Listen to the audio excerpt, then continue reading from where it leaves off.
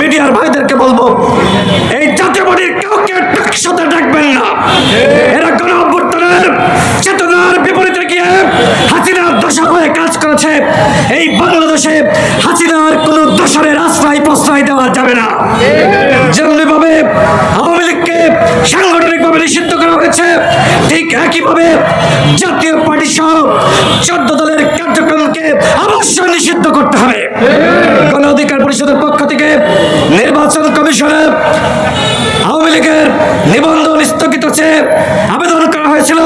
ঠিক একইভাবে জাতীয় পার্টি সহ 14 দলের নিবন্ধন স্থগিতের আবেদন করা হয়েছে।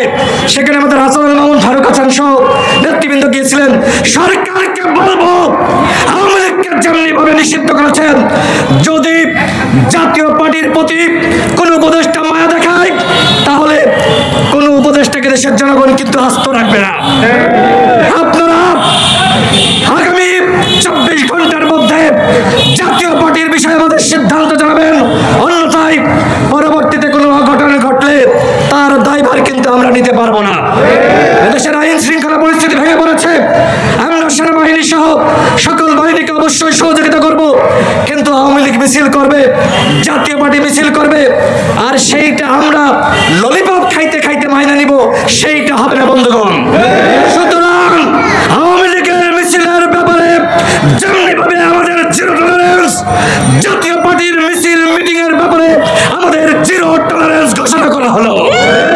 সারা দেশের নেতা কর্মীদেরকে বলবো, আপনারা যখন জাতীয় পার্টি মিছিল করবে, আপনারা থানায় যাবেন, পুলিশকে জানাবেন। পুলিশ যদি ব্যবস্থা গ্রহণ না করে আমাদেরকে জানাবেন, প্রয়োজনে আমরা ঢাকা থেকে নির্দেশনা দেব।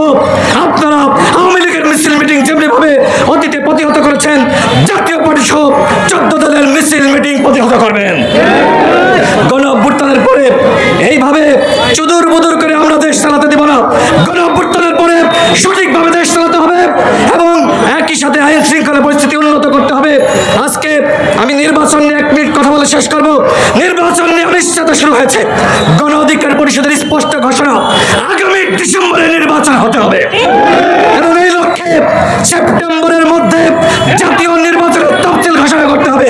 নির্বাচন নিয়ে অনিশ্চয়তা, ধস আমরা মানব না। এর আগে জাতীয় সংলাপ করেছেন, আমরা তখন দেখেছি কোন সিদ্ধান্ত আমাদেরকে দিতে পারেন নাই। আগামীকাল জাতীয় সংলাপের আহ্বান করেছেন, আগামীকাল অবশ্যই সিদ্ধান্ত আসতে হবে। নির্বাচনের তারিখ আমাদেরকে জানাতে হবে। আমরা অবশ্যই নির্বাচনের আগে জাতীয় ঐক্যমতের ভিত্তিতে সংস্কার চাই, গণহত্যার বিচার চাই। আজকে যেভাবে শেখ হাসিনার বিচার নিয়ে লাইভ টেলিকাস্ট শুরু হয়েছে, আমরা সরকারকে সাধুবাদ জানাই। অবশ্যই শেখ হাসিনা, ওবায়দুল কাদের সহ যারা ইন্ডিয়ায় পালিয়ে গেছে, এদেরকে ফিরিয়ে এনে অবশ্যই উপযুক্ত শাস্তি দিতে হবে, অন্যথায় গণ অভ্যুত্থানের চেতনার সাথে বেইমানি করা হবে। এই মুহূর্তে আমাদের একটি মিছিল শুরু হবে। আপনাদের সকলকে ধন্যবাদ।